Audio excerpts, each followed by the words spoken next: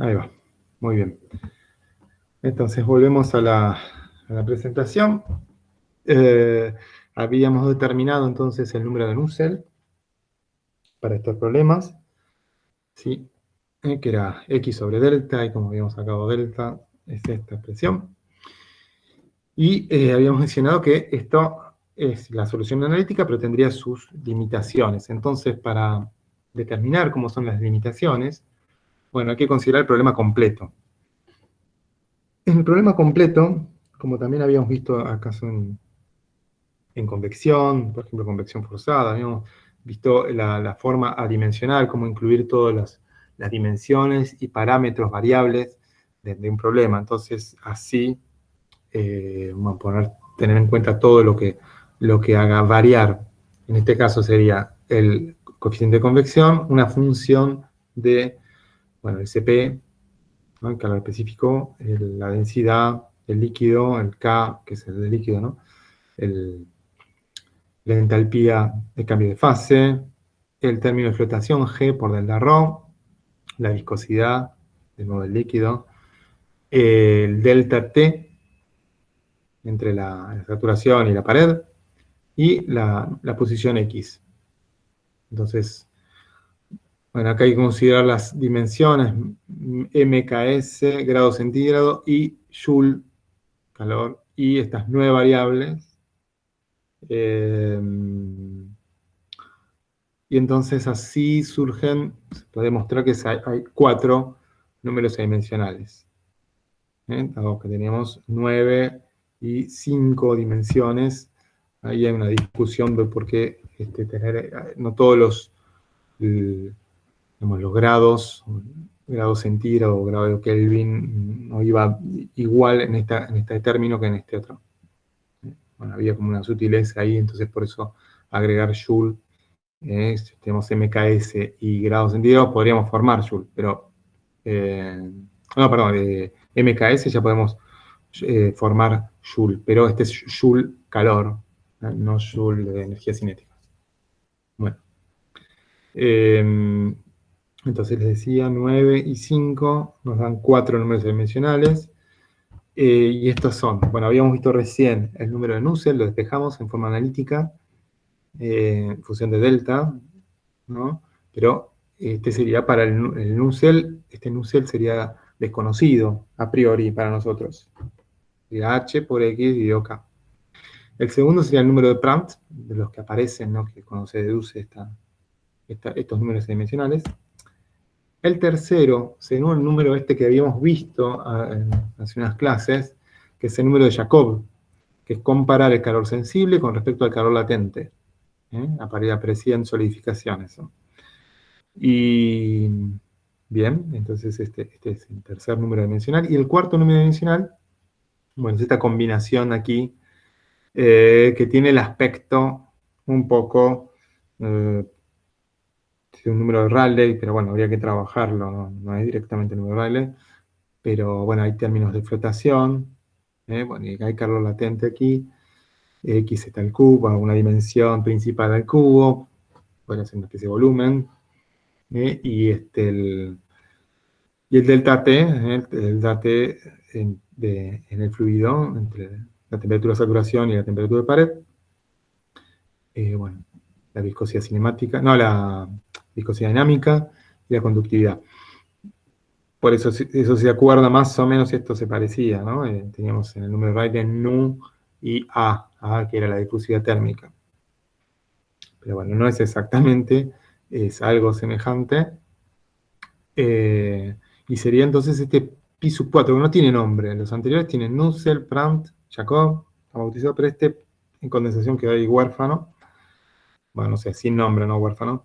Bueno, eso es lo que decía el número de Jacob. Como un número de Rayleigh multiplicado por Jacob. Ok. Pues entendido como un número de Rayleigh, sí.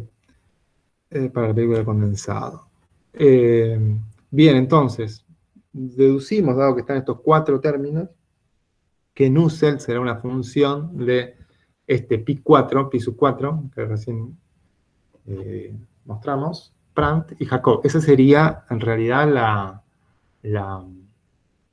la función para todos los casos, no para las hipótesis simplificadas por Nussel, por el científico, no por el número. Así que depende de estos tres parámetros. Recién, justo vimos, acá les muestro, este es un paper de Dir Alienard del 71. Lo saqué de ahí el dibujito. ¿No? Bueno, también lo había, creo que el libro de Lienard, el libro de este profesor del MIT, lo pone él, sí, un paper propio. No sé si el padre es una especie de dinastía de profesores del MIT. Bueno, y acá se muestra la relación entre Nussel, ¿sí? en un tubo, y pi sub 4, y podemos ver, para una cantidad de valores, se ve que hay una ley. Aquí que esta ley es la ley de analítica que encontramos recién, que iba con pi sub 4 a la 1/4, a la esta, ¿sí? A la 1/4. Entonces, lo que quiere mostrar y demostraron los autores es la pertinencia de estos puntitos, estos redonditos son las experiencias, entonces son los valores que hay que atender, que la teoría tiene que ver si lo sigue. Y bueno, para una cantidad de valores lo sigue. Y hay otros que, bueno, ya después empieza a alejarse y deberán ser atendidos. Bueno, entonces esto nos muestra la relación entre Nussel y pi sub 4. Para el régimen laminar vale esta 0,707 por pi sub 4 a la 1/4. Después, otro paper anterior, ¿no? Sparrow and Gregg, en el 59, nos muestran allí la relación entre Nussel dividido pi sub 4, bueno, dividido 4 está metido todo, ¿no? A la 1/4, que es la relación laminar, cómo evoluciona respecto al número de Jacob y al número de Prandtl. Bueno, es algo muy, muy útil este trabajo que hicieron.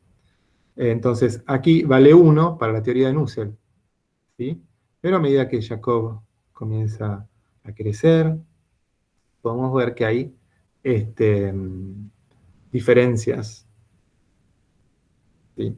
Y estas diferencias dependen fuertemente del número de Prandtl. En el número de Prandtl chiquitos pasa esto, bueno, el número de Prandtl tipo del agua están por acá, o sea que las diferencias no son tan grandes. Pero bueno, hay que saber que esto podría suceder, estas diferencias de aquí con Prandtl. Bien, y también en ese mismo paper está este otro gráfico que muestra el perfil lineal entre la pared y el espesor, ¿no? Igual delta en la película, cómo es la distribución de temperaturas. Bueno, hay un alejamiento de la línea, de la recta, a medida que cambia Jacob. Está un poco más curva acá. Bueno, alguna diferencia. ¿Sí? Para Prandtl igual 1, o sea, del orden de fluidos como el agua. Entonces, más adelante, en el 87, en este paper, ¿no? Acá los tienen citados, a ver si se hacen clic, pueden ver. Ahora como vuelvo. Había no. Tenía un atajo, pero ya no los veo. Le tengo que volver a mano. Bueno, vamos a mano. Ahí está. Bueno, pero acá, para mostrarle, hay un atajo también para volver, pero si aprietan, tienen los papers citados. Entonces les decía que ellos produjeron una correlación para la correlación del calor latente, lo que les decía. Entonces tienen H'FG, que será HFG por 1, y aquí funciones que van a depender de Jacob y de Prandtl. Y bueno, a medida que eso cambie, se modificará según esta función de acá, de lo que está sumándose a 1, para atender a los cambios y que siga sirviendo la relación de Nussel a la 1/4. O, perdón, pi sub 4 a la 1/4 para Nusselt. Bien, entonces eso era lo que tienen que saber con respecto a la corrección. Es un paso que hay que hacer cuando uno hace problemas. Y bueno, sacamos Nusselt de X, podríamos extender a toda la longitud, tendríamos que integrar, entonces, en este caso, el coeficiente de convección para la placa de largo L. Integramos esta cantidad, nos da 4/3 de H evaluado en L. Eso sería el coeficiente promedio. Parece medio raro, ¿no? Pero lo que sucede es que H, a medida que aumenta X, o L, el largo de la placa, es cada vez más chico. Eso lo ven, ¿no? Como es algo que es un espesor que va aumentando, es una resistencia térmica que va aumentando. Entonces, claro, en H en L el coeficiente es menor que en H, por ejemplo, en X igual 0, no 0, pero cuando en el principio de la placa, cerca del principio de la placa. Entonces, bueno, es natural que aparezca, entonces es 4/3 como está ahí. Bueno, aparece de esto, ¿no? De ese análisis, pero bueno, es normal que un número más grande que H en L. Ok, bueno, entonces si se reemplaza, se obtiene el número de Nusselt para la placa L, sub L, y acá en vez de 0,707 eran 0,94. Bueno, y acá aparece L en vez de X. No es local, sino que atiende al intercambio en toda la placa. Bueno, con eso se puede hacer problemas o resolver problemas simples. En el paper también de Deere y Lennard sobre condensación, se determinó una expresión que permite adaptar la solución de Nusselt para cambios en la curvatura, ¿no? Ese es un problema de una placa, el que vivimos recién, ¿no? Todo el planteo. Bueno, ellos dicen, bueno, ¿qué pasa si tenemos algo curvo? Entonces, bueno, aparecerá un radio de curvatura R para dicha superficie y una G, sí, una gravedad efectiva. ¿Por qué? ¿Qué ocurre? Una superficie curva, a ver si lo tengo que buscar acá. Bueno, no. Pero imagínense en un tubo, ya G no es tangente a la superficie como pasaba en la placa. Va cambiando el ángulo. Entonces, bueno, por eso tiene que aparecer una G de X, es la componente de la gravedad proyectada sobre la tangente que vamos considerando. Entonces, un tubo, ustedes ven eso como iría cambiando. Bueno, el radio curvatura, por ejemplo, si fuera un tubo sería constante, el radio del tubo. Pero bueno, entonces sirve esta expresión para cualquier tipo de superficie.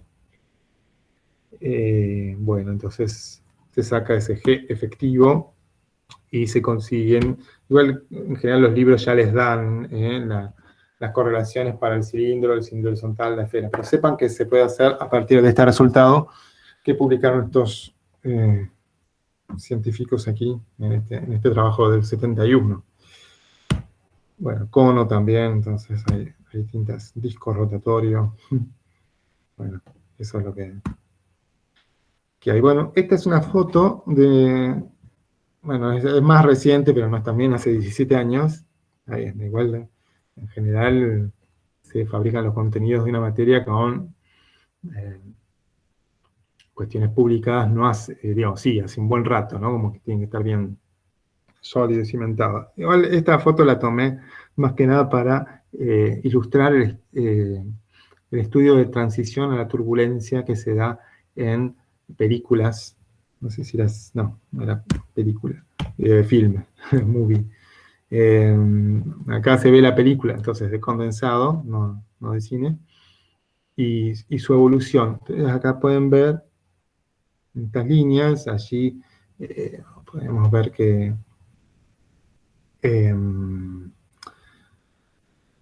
perdón, esto es Reynolds. Bueno, y acá hay un espesor dado, que son las dos longitudes de una placa.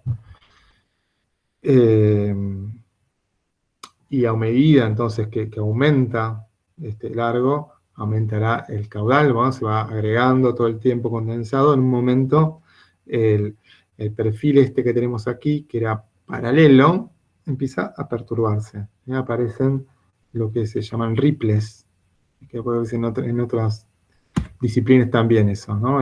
Son ondulaciones en la superficie, y es lo que se observa en esa figura. Entonces, bueno, alejamientos de la teoría de Nussel. Acá también en el paper de Miyara 2001 hay un esquema que propone para estos cambios. Bueno, yo obviamente estas referencias se las pongo en términos cualitativos. Bueno, entonces tendremos un cambio cualitativo de comportamiento.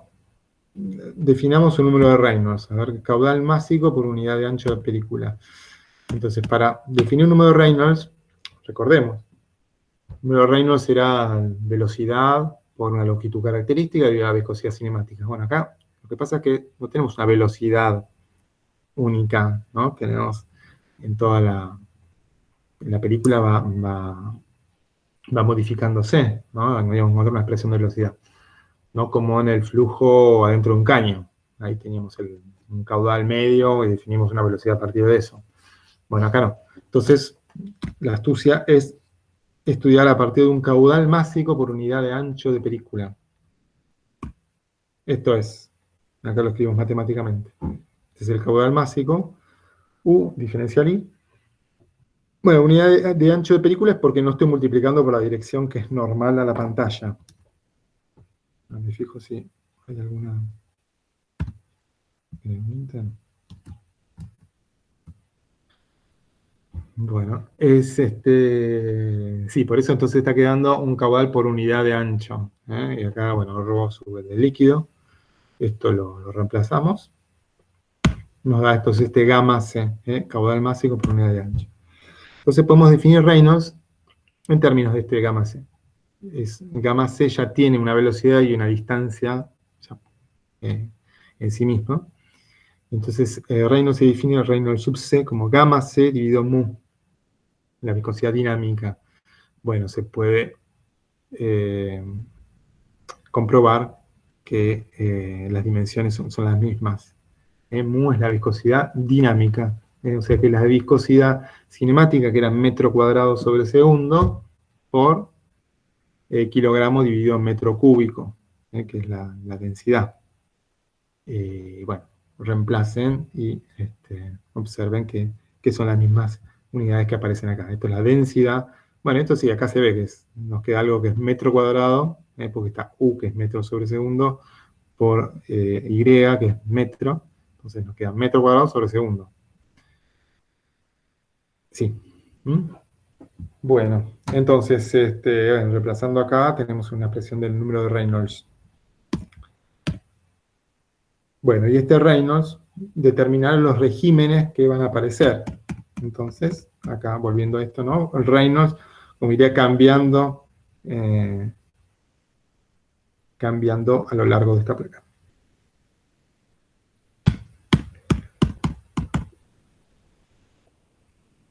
¿No? Porque es función de delta. Bien. Entonces determina la aparición de las inestabilidades, estos ripples de los que le hablaba recién. Entonces, en este gráfico de Gregory y otros, bueno, acá aparecen todos los nombres, alguna falla. Et al suele ser lo que se usa en publicaciones, entiendo el latín, alter, para mencionar que es más de un autor. El primer autor y los otros, pero bueno, acá salen los tres. El gráfico, entonces nos muestra, hay varias en realidad, claro, hay como una acumulación de varias experiencias. Gregory y otros muestra datos que vienen desde acá, de Ratiani, Shekliladze y Kirschbaum. Eso lo rastré este año, un tiempo, y me interesaba, no sé, tener acceso directamente a los datos que están acá, estas cruces. Tendría que haber discriminado cuál era de cuál era de el 64 y cuál era de este. y aquí estos puntos y estrellitas y triangulitos que aparecen por acá atrás. Pero esos son experiencias. ¿Eh? Y esta línea punteada corresponde a algunas correlaciones, las correlaciones de su trabajo. Y esta recta, que en realidad no es una recta porque se observan, estamos en un gráfico de coordenadas logarítmicas, estos 10 a la 0, ¿sí? 10 a la 1. Y bueno, ven que no es lineal esto. Y acá tenemos Reynolds, 10 a la 1 Reynolds, 10 a la 2 acá, 10 a la 3. Entonces, lo que sucede es que a partir de la definición esta de Reynolds, a partir de Reynolds 7, empiezan a aparecer ondulaciones, estos ripples, y entonces tenemos un alejamiento de las mediciones, acá pegan perfecto, para abajo es Reynolds, las hipótesis de Nusselt, y bueno, tenemos esta diferencia que creo que en bueno, es bastante avanzado, hay un 10%, no es tan flagrante. Nunca me acuerdo dónde estaba puesto bueno, cualquier cosa después lo repaso, pero bueno, hay una diferencia igual apreciable acá, había que hacerlas. Es un alejamiento de la teoría simplificada, la de Nusselt, y la realidad, de las experiencias. Y eventualmente se llega a Reynolds 400, el desarrollo de una película turbulenta. Les hago aquí pensar, bueno, apelo que este gráfico, si bien no es lo mismo, ¿no? Porque son otros fenómenos, nos tendría que hacer acordar al, bueno, el llamado diagrama de Moody, que proviene de datos de Nikuradse, que es el científico que hizo en los años 20, alemán, que hizo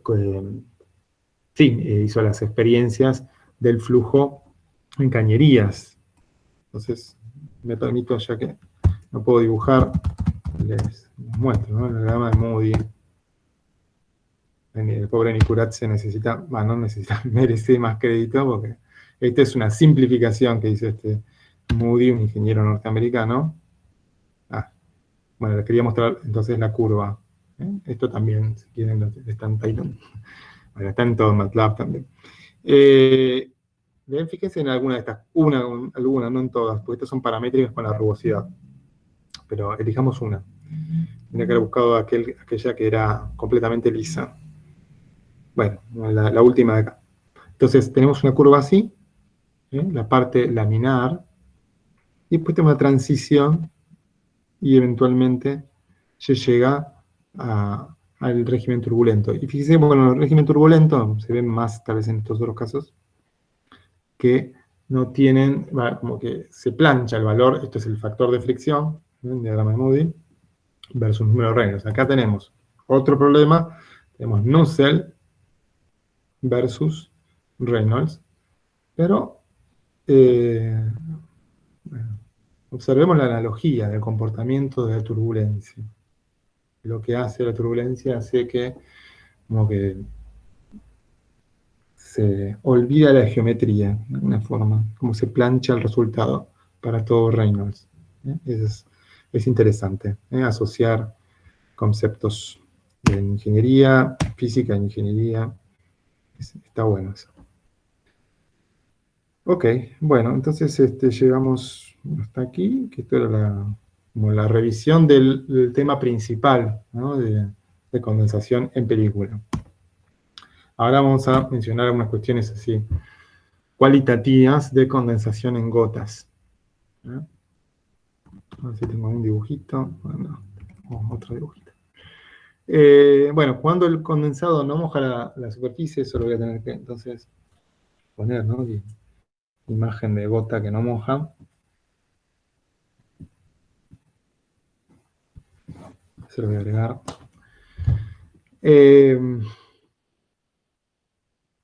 Bueno, les había mencionado el rol de la tensión superficial y el ángulo de contacto. Cuando no moja, tita es mayor a 90 grados. Las gotas, no sé si hay una pregunta. Sentí un ruido. Bueno, Bueno, el proceso de formación de las gotas, en realidad, tiene cierto detalle. Sobre una superficie, a ver, en realidad sobre una superficie, la superficie tiene una cierta rugosidad. En esa rugosidad podemos como distinguir, acaso, un poro.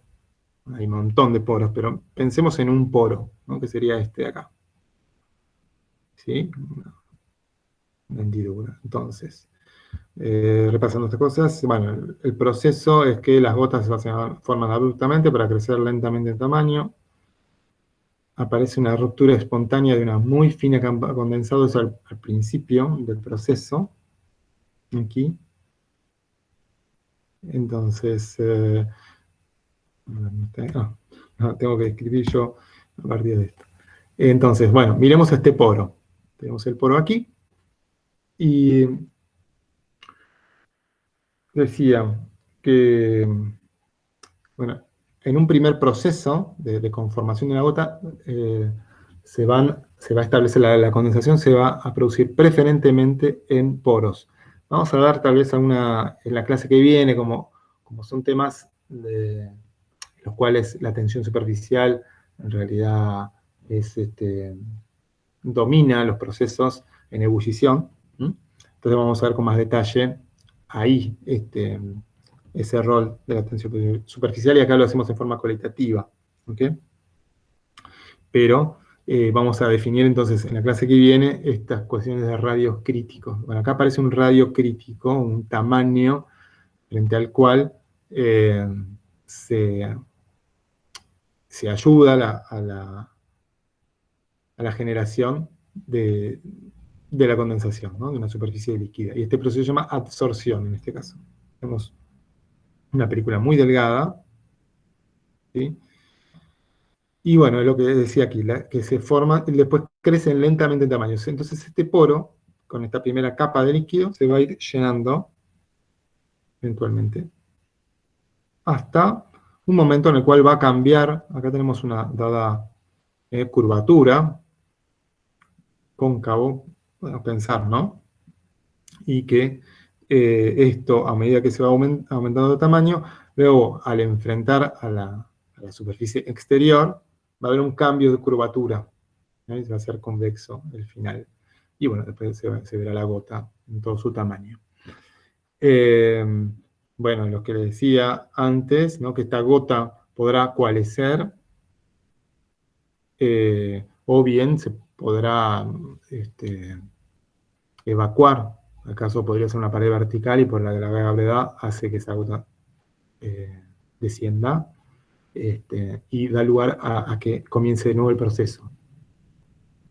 Descienda, acá pusieron rodar, ¿no? Bueno, se trata de películas delgadas, en los principios, ¿no? Del orden del micrómetro, y que este sería un mecanismo cuasi periódico, como que hay ciertas imperfecciones que hacen que realmente no es un relojito este fenómeno, ¿no? Es un fenómeno de naturaleza y cuasi, ¿no? Como que hay ciertas frecuencias, ciertos tamaños que se repiten, pero no exactamente. Ok, y entonces en este gráfico, el proceso anterior que describí así con las manos, ¿no? El de absorción y llenado y cambio de curvatura, se puede escribir en términos de las variables presión y cantidad de líquido en el poro. Entonces, aquí tenemos el proceso de absorción, sería esta curva aquí. Tenemos un cambio en la presión, va a haber, antes no había fluido, ingresa fluido, y va a haber un delta de presión, y la cantidad de líquido. Entonces, esto aumenta, las dos cosas van de la mano. Luego hay un proceso en el cual la presión, dado que la curvatura es aproximadamente constante, ¿no? Se mantiene, acá está un poco exagerada, pero un buen tramo, yo acá lo exageré para que haya, después de este cambio, un buen tramo del proceso mantiene esta curvatura, entonces se produce lo que se llama condensación capilar, que es este proceso aquí, que se realiza a presión constante. La presión se va a mantener constante, repito, si no hay cambios de curvatura. Eso se explica con la ecuación de Laplace. Eso lo puse en el apunte. Sí, la ecuación de Laplace, el delta P y 2 sigma sobre R. Eso entonces hay una relación entre el radio de curvatura, bueno, curvatura y delta P. Entonces, si no cambia la curvatura, delta P tampoco, entonces este proceso, el de condensación capilar, se realiza relativamente a presión constante. Y luego, en este cambio de curvatura, en realidad la cantidad de líquido que se agrega es muy poca. Bueno, acá se podría discutir un poco por el dibujo, pero en realidad está todo magnificado para que se vea, pero en la realidad como que es muy poquito el proceso, el cambio de la cantidad. Entonces se trata el proceso de achatamiento, de cambio de curvatura, achatamiento del menisco, un proceso a cantidad de líquido constante y a presión variable. Cambia la curvatura, cambia la presión. Y eventualmente, entonces estamos siguiendo esta línea llena, esta de acá, ¿sí? Y eventualmente, entonces, podrá terminar acá, podrá después saber cuál esencia, pero esta sería como el devenir de toda gota. Pero como se encuentran en una superficie distintos tamaños de poro, entonces este proceso de condensación capilar se retrasará o se adelantará más o menos. Entonces puse acá, hay una línea punteada que representa que se trata de esta es la evolución en un poro y esta sería entonces la evolución en todos los poros, que atiende a que hay cambios en distintos momentos. Entonces, bueno, aparece esta línea puntada, ¿no? Para así graficar el proceso real. Bueno, entonces esto, yo les decía, esta es una descripción así cualitativa del proceso de la conformación de las gotas en condensado. Y que, bueno, para de nuevo retener sobre este tema, que, bueno, las formas de conseguir condensación en gotas, que tiene no sé, el atractivo de tener coeficientes altos de transferencia, la forma es modificando, no sé, si las superficies se mojan, ¿no? Naturalmente, por ejemplo, piensen en agua y en un acero. Si queremos que no moje, entonces o modificamos el fluido o modificamos la superficie. Fíjense, seguramente todas, o todas, deben tener alguna, como es una sartén de teflón.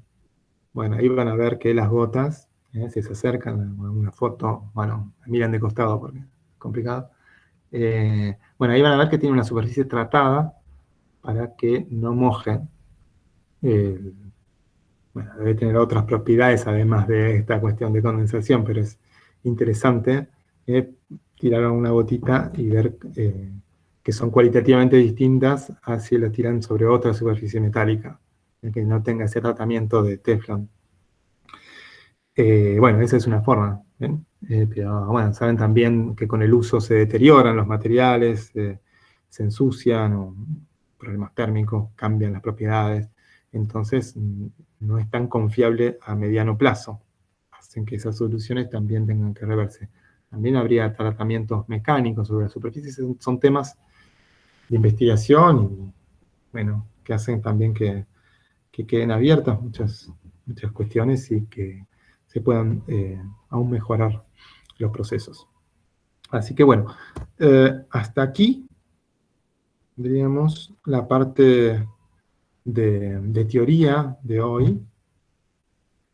Lo que les propongo, tal vez ahora, en un ratito, que estoy perdiendo más y más estudiantes, no sé qué habrá habido, no, tal vez me imagino tienen algún examen o algo así. Lo que les propongo entonces un ratito, podemos ver ejercicios prácticos de este tema que les voy a presentar, que, bueno, les preparé en una plataforma que los tienen subidos también al campus, y, bueno, me gustaría si después pueden jugar ustedes también con esos datos. También tienen las guías, obviamente, ¿no? Pero pero bueno, les presentaré a continuación algún tema que desarrollamos. Bueno, así que si les parece, no sé, -10, ¿les parece bien? Voy a hacer una encuesta aquí. A ver, tengo.